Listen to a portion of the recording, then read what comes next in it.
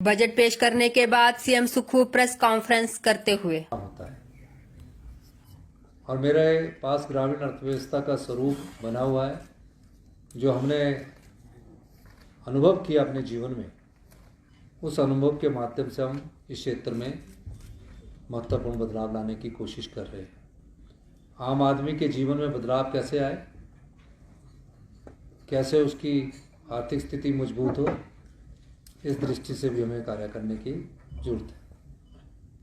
और मैं आपको ये आश्वासन देना चाहता हूँ हिमाचल की जनता को कि आने वाले समय में ये ग्रामीण अर्थव्यवस्था और तेज़ी से आगे बढ़ेगी। अभी हमने जो बजट प्रस्तुत किया उसमें पैसे का एलोकेशन भी कर दिया गया है और उसमें जो हमने गाय के दूध है उसको हमने 6 रुपये बढ़ाकर 45 रुपये से बढ़ाकर 51 रुपये किया है और भैंस का दूध जो है वो 55 रुपये से बढ़ाकर 61 रुपये किया है।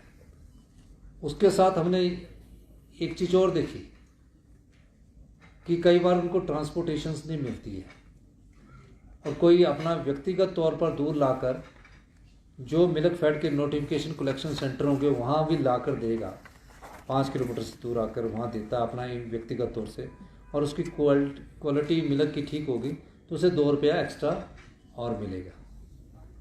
तो इस तरह वो 8 रुपये दूध में बढ़ोतरी की गई।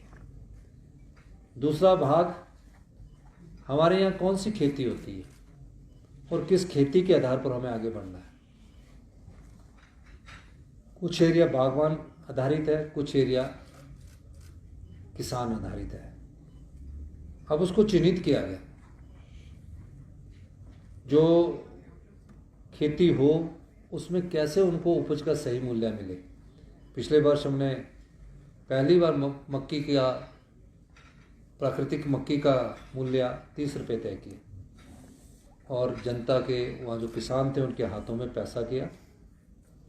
मक्की का हमने, गेहूं का हमने 40 रुपये तय किया।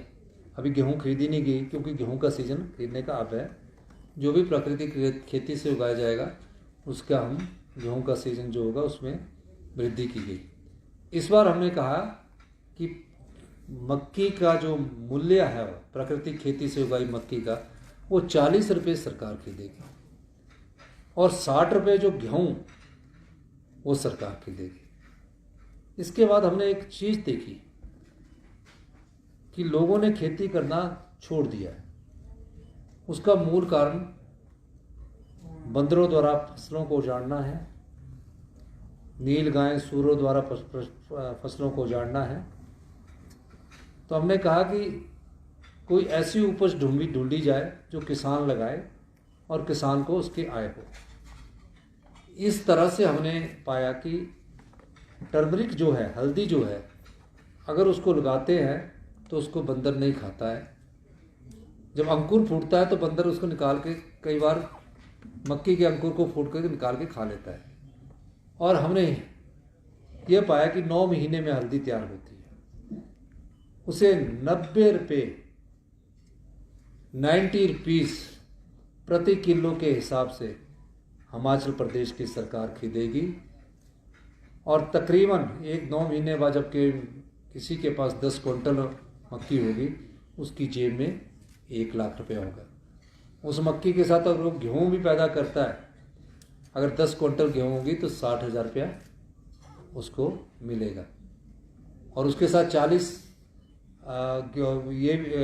मक्की भी पैदा करता है, 40,000 रुपया भी उसको मिलेगा। तो एक गांव के किसान के पास जो कार्य करेगा तो उसको एक साल में 2 से 2.5 लाख रुपया आराम से आय हो सकती है।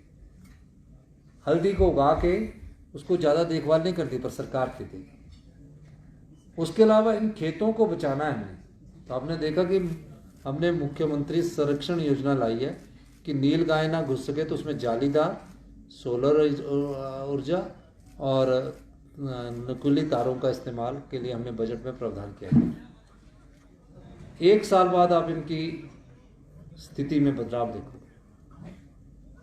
जब हमने दूध का रेट बढ़ाया तो आनी, रामपुर, रोडों में वो बदलाव हमें देखने को मिला।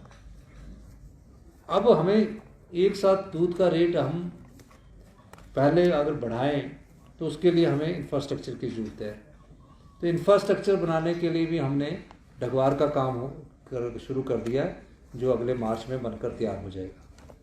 तो इस दृष्टि से खेती को कैसे मजबूत किया जाए और गांव में रहने वाले किसान और आम आदमी जो खेती पर निर्भर है उसकी जेब में कैसे पैसा डाला जाए, ये दृष्टिकोण रखा गया। ऊना में आलू होता है, आलू का उचित मूल्य नहीं मिलता, तो ऊना के आलू को उचित मूल्य देने के लिए हमने वहाँ प्रोसेसिंग यूनिट लगाया और उस प्रोसेसिंग यूनिट से भी जो आलू खरीदने वाला किसान है उसके ऊपर डायरेक्ट हाथ में पैसा जाएगा। बागवानों के लिए भी हमने योजनाएं लेकर आई।